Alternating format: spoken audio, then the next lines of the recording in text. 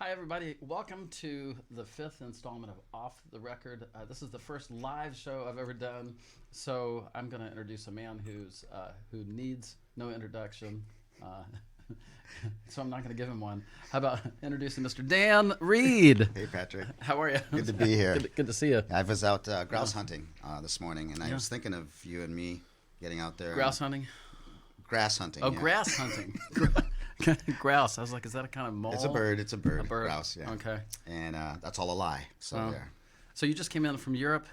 How about this? Just bring us up to speed on what the heck you have been doing. For like a lot of people here in Portland follow you, but not everybody is familiar with like what your European tours are, Yeah, what's well- happening with that and like your new project that you're doing here. And so what do you want to talk about?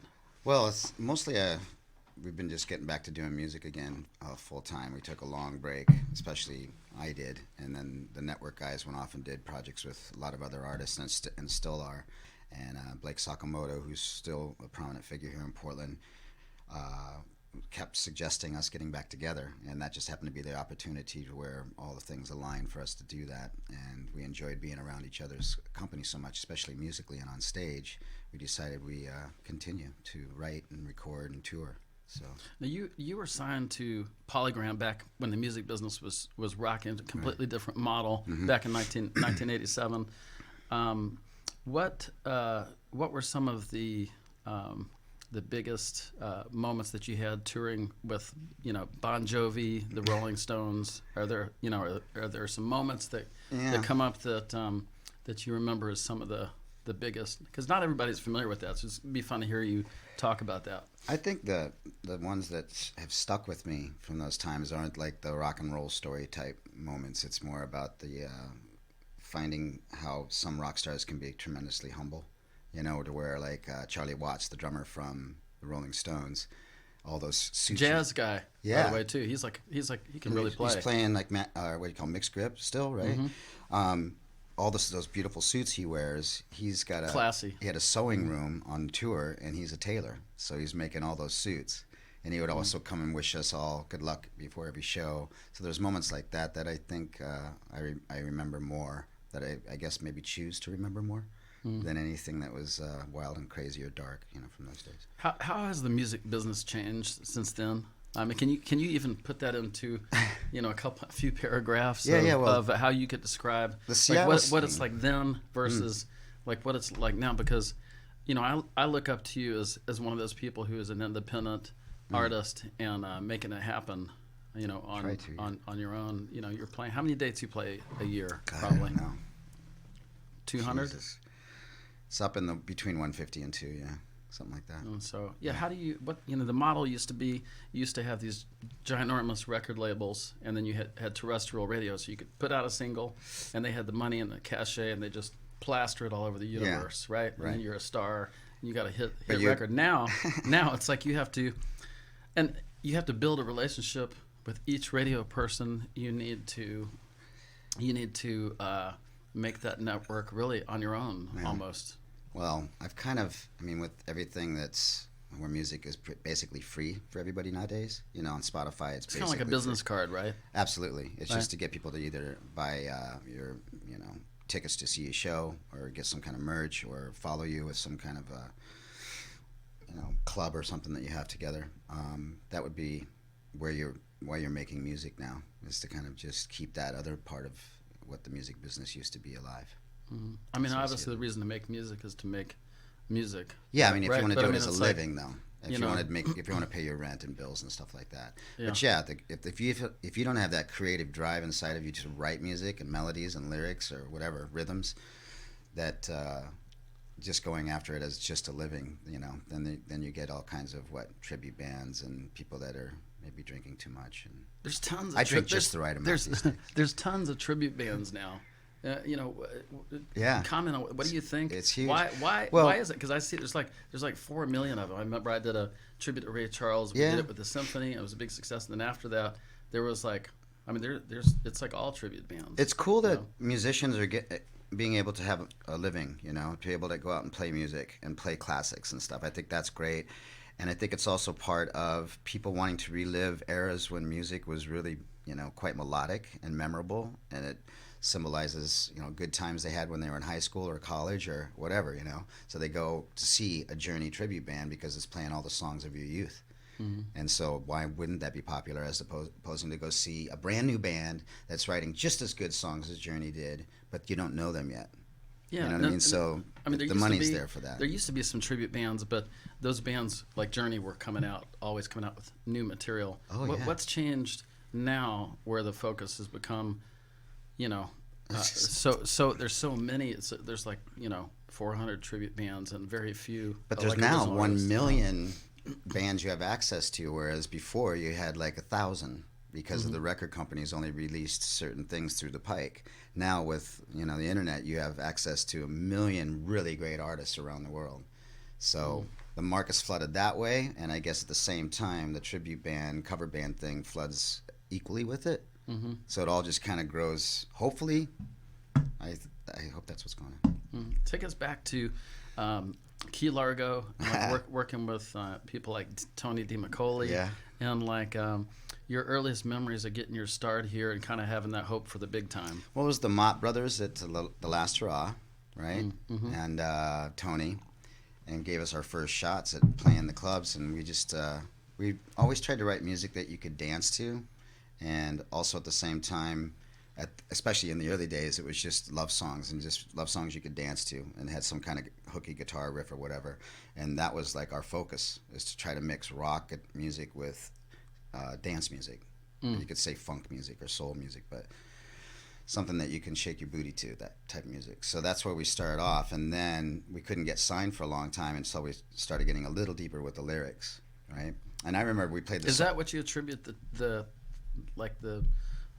tipping point to, your lyrics, or what? I don't know. It's just hard. It's hard to figure it out, right? But You can't get something... any cheesier than some of our lyrics on our first album, and our second album too. So it was perception, It's like this multiracial band playing dance rock music. How are we gonna sell this? And so we were just content playing the club scene, although we kept writing music, and we were playing original music as a club band, playing 4 nights a week. You remember, you'd play at Jody's, then you'd play at the Last Hurrah, then you'd play at Key Largo, then you'd play out at Beckman's out in Beaverton. Then you go up to Seattle the next week and do the same thing up there. Okay. And then come back to Portland 2 weeks later and do it here again, and just do that. We did that for 2.5, almost 3 years. And so at a certain point, you decided to move from Portland. Walk us through that. Just what happened to. That's a whole nother thing. Yeah, it has nothing Is to do there a way with to encapsulate that? Yeah, the short version is that I was Cliff just notes. in a toxic environment that I had put myself in by accident in the beginning and on purpose later, and I just needed to take a break from it. And that break ended up being me being happier living over further east. It was India, then Jerusalem, and then Europe. So, and now I have a little 7-year-old boy with a woman from the Czech Republic named Katarzyna, wow. and our son Joshua, and so that's grounded me a lot. And I think that's where the foundation for all the stuff that we're going to do from now on is trying to write music that he's not going to be embarrassed to play for his friends when he's in high school. That's my goal now. This is my dad's music. Just keep in mind, he was 90 years old when he wrote this. Hey, how about your hair? Now Yeah. When did you cut it and why? That was I look at early pictures of Yeah. Dan Reed. He's got this, man. And we then, just played a show with Midnight Oil, and Peter's the lead singer of Midnight Oil. Can't think of his last name right now, but he was just awesome watching him live. And this is the era when everybody had long hair, right? Mm-hmm. And originally people grew long hair to be rebels against the suit and tie generation, right? Mm-hmm. To break out of that crew cut thing, and we're rebels, and we're going to smoke pot, and we're going to grow out our hair, and we're going to play rock and roll. But by the mid to late 80s, long hair was no longer being a rebel. It was the new suit and tie. Okay. Everybody had to have long hair. Like Robert Palmer or something? Well, Robert Palmer was different. I liked his vibe. He had short hair. I love his stuff, man. Yeah, the music, cool. Too, was amazing. No, I wouldn't put Robert Palmer in there. Okay. But like Poison, that whole L.A. glam thing with the spandex and stuff, and poses, all the super cool poses in the music videos, and then Seattle just completely decimated that whole thing. There was a time when Iron Maiden couldn't sell 1,000 tickets in a theater in 1992 and 93. How do you cope with that when everything's changing? I mean, I guess the answer is just continuous reinvention. Do you find that you're doing that even now? Well, yeah, You but know? I don't think about like maybe I'll think about keyboard sounds. Like I'll think this is totally sounds like a 80s or keyboard sound from the 80s. DX7. But then there's kids that are doing music that they're in their early 20s or late teens that are writing music and using DX7 sounds on purpose because it's retro. Yeah. So then once you start thinking that way, like, do I want to stay cutting edge hip, like playing stuff I played 30 years ago, or do I want to try to like bend toward the future more like electronic music does, you know, where it doesn't try to play off those old traditions. I got you. What's the lowest, like looking back at your career so far, what's the lowest moment and a highest moment, or it's, you know, The lowest, highest moment, lowest? Can you think it? the lowest moment is when I was up for 3 days, maybe 4 days, and after doing too much cocaine, and at home, my dog is waiting for me to take him for a walk for 2 days, and I think it was the day after that, I got news that my father was diagnosed with lymph node cancer. Oh, And wow. he was 92 though, so he lived a long life, but then he went really fast in 2 months. And What so year, that what was year the lowest was moment. that about? That was 2003, Oh, okay. late 2002, and then 2003. seems like yesterday. Recovery. I know it's a while back, but and then I don't have any brothers or sisters, so it was just my mom and me at that point. So that was the lowest point in my life. Was that being a addict and seeing your foundation crumble. The strongest man I've ever known. How'd you get over the addiction? Well, he wanted to be cremated, and I took his ashes. I told him before he passed away, I want to take your ashes back to the farm in South Dakota, and he said, please don't bother doing that. Throw my ashes in the stream down the road, which we lived about 2 blocks from a stream, Okay. where I showed you today. So you took all the coke with it to get rid of that too. No, I didn't do that. I didn't clean up until I took his ashes back to South Dakota. I drove out there with a friend named Ben, and he was kind enough to make the journey with me. And then at that moment of putting his ashes in the ground is when I made a commitment to never, do cocaine like that again. Especially, I was doing it every day for a while. And it's such a crazy addiction that it just creeps up on you. You do it on a Saturday night once, and then 2 weeks later you do it on a Friday and a Saturday. And then every weekend you do it Friday, Saturday. And then pretty soon, 6 months later, hey, we can sneak Thursday in. We can sneak On Wednesday Tuesday. in. Yeah, and then we can sneak, and then Let's get a little bumper in Monday to get the week started. But you're getting right? your work done. Your business is successful. You're not cheating the business to get high. You know what I mean? You're just spending the money that you make on the wrong stuff. Selling equipment. I sold a Mini Moog Oh, okay. that I bought from Bob. Who did the commercial music in town? Bill. Who did music for Nike and all that? You must have worked with him. I don't think I came up kind of in the okay. 1990. Like Yeah. I was just starting to, and I was like practicing like Coltrane solos and Okay. I wasn't really listening. I was completely out of Okay. kind of Gotcha. so a lot of what I've learned about you has been really through other people in the net. That's and dangerous. You kinda must have weird, heard yeah. a lot of horrible things about me then. No. No? Only 2. Here's a. So what about the high points? Like, what is there a memory where you're just like, Yeah. or is the philosophy kind of like I mean, with us like we're always touring like around the world, so it's sometimes it kind of blends together. Yeah, but the high. And it's really easy for me that one because it was when a Tibetan monk up in the Himalayan mountains asked me to teach him a Queen song. That was my highest moment. Yeah, it's what brought me back to music was that moment. I decided, you know what? If music can reach up here in the mountains to a monk that doesn't have a cell phone or a Facebook page, Facebook wasn't even around then, I don't think. 2004. I'm not sure when it started, but that was the high point for me, and it's changed my life to where I'm doing music again.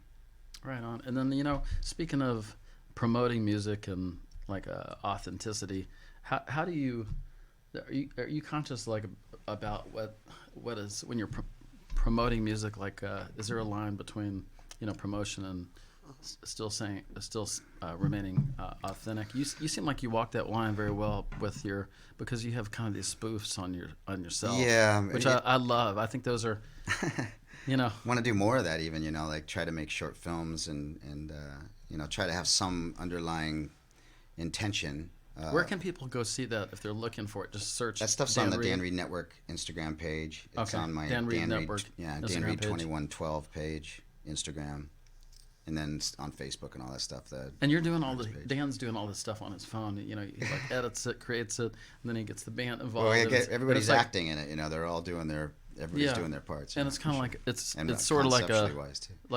like a spinal tap on yourself. Yeah, exactly. Sort of thing, which is. But we which I haven't think used is it to great. promote stuff yet. We haven't Yeah. done a comedy skit and at the end put up like our tour dates. I Well, I think people- I 'cause guess people- we'll start doing that. People watch it and then they'll just be like, "Huh?" If they don't know you, but you know, once people kind of get involved, then I think it kind of Yeah. it could work. Thank you. I'm glad. Thanks for watching that stuff. Do you have can you tell us a little bit about your family? Are you a family man, or how does that work with being on the road? Well, we talk a lot. Kat and I talk a lot about the reason we get along so well is because I'm gone half the time. Okay. So like any couple, you know, you miss each other, and when you're together, you've been apart long enough to where you don't have a reason to fight because you're spending that time as quality time together. Mm-hmm. And when you have a 7-year-old boy around the house, you're not going to any kind of tension. If there's an argument, is minimalized to a dull roar. You know, you never want to be fighting in front. In fact, we raised our voice to each other a couple weeks ago, and our son goes, "Don't talk that way, or no more hugs for you, for either of you." And I was like, "That's my boy." No, it was amazing. So, yeah, that kind of stuff. So it's that's our family life, and it was the first relationship where on the first date I just put all my cards out on the table about what it's like being a traveling musician, and chances are having this like fairy tale story, you know, is not going to happen in my life. So I just want to let you know that if you want to go on a second date, it's really up to you. And at first she was like, "Wow, that's a lot to hear. Thanks for lunch. It was nice meeting you." Let me think about this. Exactly. And a couple weeks later, she said, "Maybe we can go to a movie sometime." Does that mean you're sort of an intense realist? That time. You approach. Before that, no. Yeah. With relationships, no. I always thought, you know, tried to say the right thing, do the right thing, you know, and then you have some kind of infidelity, or they would, and it just becomes this mess of emotions where you're wrapped in, and feelings are hurt, you know, as opposed to just putting it all out there. It's not as many surprises. I think it'd be great to have that policy within whatever politics, love relationships, priests. Right. They could be a lot more honest, especially Catholic ones. Talk to us a little bit about the band, like the existing band. Yeah. How long you guys have been working? Who's in? Just for people who don't know. I mean, people who follow Dan, obviously, they're gonna know, like, you know, what you ate for breakfast this morning. But Yeah, well, I can tell you. but for people who don't, and this is the, you know, first podcast they've Right. ever seen, which is probably nobody. But who, you know, who's in the band? Well, Dan you know? Pred is the drummer, and I went to high school with him in South Dakota. My senior year after I moved from the farm into the big city of Aberdeen, 40,000 Dan people. Pred? Dan Pred. I love Dan Pred. Yeah, so he The and I, great videographer. he was 14 when I met him, and I was 15. Yeah, great filmmaker, What videographer. a great here dude. based in Oregon City now. Yeah. Very talented guy. Video media. Video media, yeah. He's got a great company. Yeah. And it started off with him doing a birthday video for his father, I believe. Oh wow. Right? Okay. He edited together photos, still shot them and panned across photos, and he fell in love with the whole format. And that was right around the time the band was taking a break, which ended up being our breakup. But same time, Dan got interested in that. And then Melvin Brannon, he's played with everybody from Edgar Winter. He's now Booker T's main bass player. He's played with Stevie Salas. Is that hard to Bullet Boys, all manage kinds of the different dates between the? Absolutely. Yeah. That's Yeah, a juggling absolutely, thing. yeah. Yeah. Our manager is right here off camera, people. His name is Dario, and Hey Dario. he has a lot of fun with juggling all that stuff. So So we help a little bit. So Melvin, and then of course Rob Daker. Yeah, well, Brian James really next, because Brian, I saw him playing at the Copper Penny back in the day, a Van Halen solo, Eruption. Oh wow. Tilted up like this, playing the guitar vertical, and I just went, I want to be in a band with that guy. That's how much I knew. And I was playing with Nimble Darts at the time. Okay. Laurie Calhoun and Robert Roode, all those folks. It was great. And Albie Forster. And then Rob Daker took over the place of Blake Sakamoto. But I met Blake back right when we were getting signed to our deal with Polygram, we met Blake, and he was in the band because Rick DiGianardo, who was Quarter Flash's keyboard player for a long time. Is that late 80s? Yes, exactly. 87? He quit. We were just having differences as far as which direction we were going as religiously, I guess you could say. Some people find God and some people lose him. So, but then Blake came in, and then Blake had to leave for personal reasons here and stay in Portland, and he's doing a lot of great work just being based here all the time. Rob Dacre offered to step up for a tour, and he ended up, that was 5 years ago now. Yeah, 4.5 years ago. Time flies. And huh? he's been in rocking it ever since, and co-producing and producing and mixing and engineering, and he's a wild man. But I started working with him on his solo work 19 years ago. Oh, wow. So he's part of we were all part of the same family. So He's one of the most talented people insane. I've ever met. Yeah, he's the most talented guy in the whole band, and he's stuck behind a keyboard the whole time on the Yeah, stage. he's a girl. Your whole band. We have to keep him of, caged, or the wild animal comes out. bunch of really sweet people, you know. For the most part, I hope, yeah. Yeah. It's Definitely Rob is. You have fun being a band leader. Yeah, we're having, well, we definitely have a good time. We Yeah. just came off the road with these two other bands that were very nice, sweet guys, talented, humble guys, you know, and there was no egos. We were just all, you know, happy to be on the road together, and it was proof that that doesn't have to be that competitive. This world in general doesn't have to be that competitive. Yeah. There's room for everything, and if you support each other, we would see the drummer and guitar player or bass player from FM watching our show a lot every night that we were on the road, and just going looking over and seeing them there makes you feel so happy to be on the road with them. Yeah. And so then we tried to do the same thing. I tried to take pictures of the bands and then send them pictures and go, here's my I gift love to you that. because Yeah. you were inspiring to be on the road with, you know.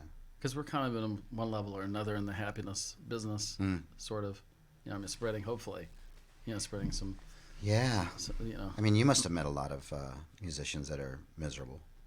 on There's this an life amazing journey. number of people, you know. I mean, money fixes your money problems. Yeah, You but know, I'm just that's- talking about. That's it. You know, there's a lot of people that got, you know, I know with big, you know, tons of cash are not that happy, but Yeah, but you know, hey, there's some very happy people with cash. that's true too. There's a lot of people with a lot of money who are very happy, contrary to popular belief. But anyway, so would we expect tomorrow? Do you think, like at the we're very grateful to have you part of the We're grateful the to do it. eighth annual Governor's Ball. What will people?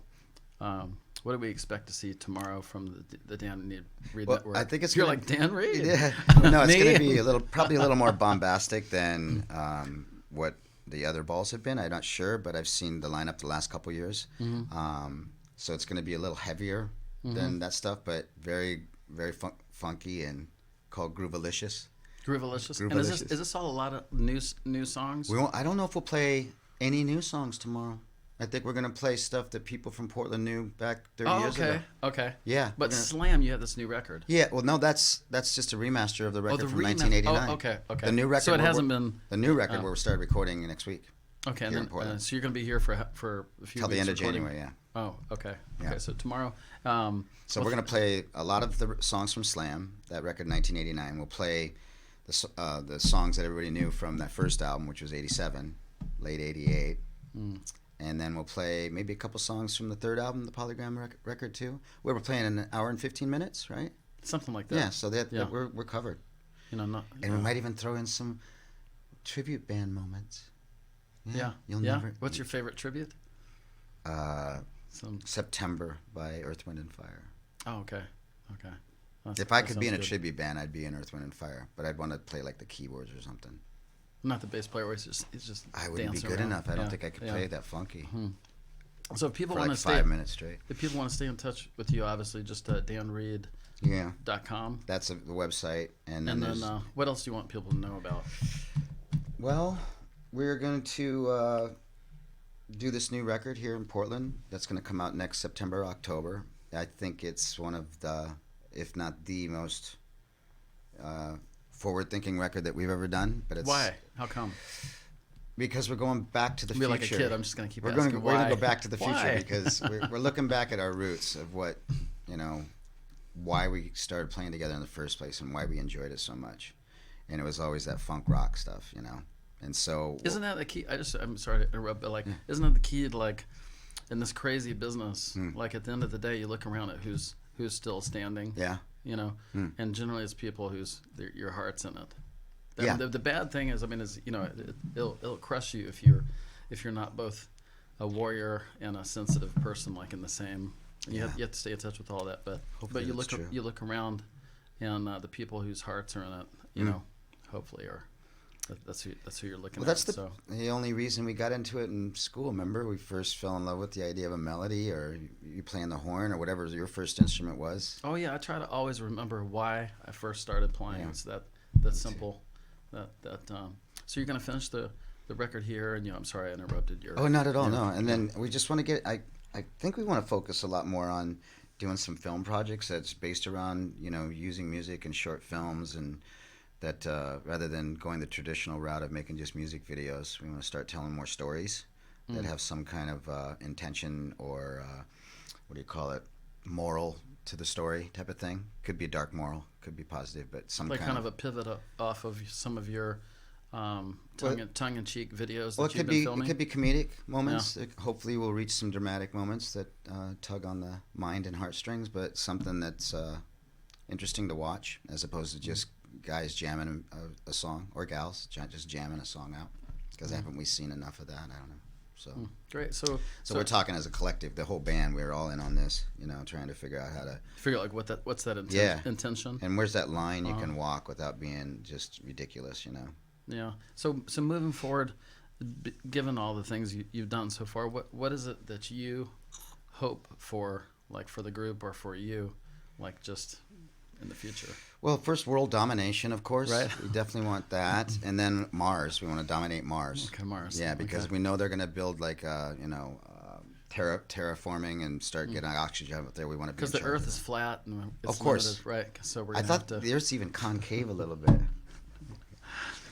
Man. But yeah, no, I think it's amazing how many people believe that stuff, right? It's growing all the time too. Yeah. But it's more like the conspiracy, movement in general is just kind of anything that authority tells us is a lie.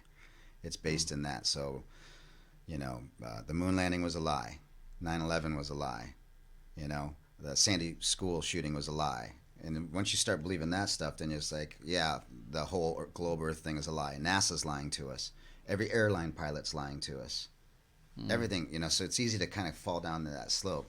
I have a few friends that think that way, and I get it, but I don't think it's healthy, because it doesn't matter if the Earth's flat or round, because it's not going to change our lives at all. Well, I mean, little bit. The only thing that matters is what's true. And if you're educated and you can't get around a lot of the basic science. Well, a lot of I was on the flight over here yesterday. I was sitting next to a gentleman who works for Intel, and he was talking about a lot of physicists, people that he's acquainted with that are not slouches, that are respected, are starting to talk more and more about everything being basically a hologram. That this isn't a real reality. It's something that's being dreamed up by something unknown yet. And then we started talking about what if this is like the collective consciousness or the soul or the great white buffalo, like the Native Americans talked about, or God in the current religions. So it's just God willing this stuff into reality because it's either bored or wants to have lobster with butter or whatever the God's into these days. Wow. It's like I'm gonna work that into one of your podcasts. Yeah, exactly. Coming up. I gotta start a podcast. Well, this is great. So make sure to stay in touch with Dan Reed at danreed.com. And Brian James, Brian and Melvin James. Brannon. And, Rob Dacre. Yeah, Rob Dacre. Dan Pred. Video Media. Yeah. And PatrickLamb.com. We have the Governor's Ball. Yeah. There's still a few tickets left at governorsball.org. And you can check out new episodes coming up at Off the Record with Patrick Lamb on Facebook. Just do a search for that, or Off the Record Box. That's the exact URL. And stay in touch. And thanks for being on the show. You're welcome. Thanks, Dan. I want to interview you next time. Okay. You got it. Deal. Thank you so much. I appreciate it. Looking forward to sharing the stage with you tomorrow night. Damn, it's Patrick Lamb. It's all right now. That's what I'm talking about. He sure is funny. Right now. I know that. This is where the party at. Patches is Patches, 2-week-old collard green. Kind of extra meat.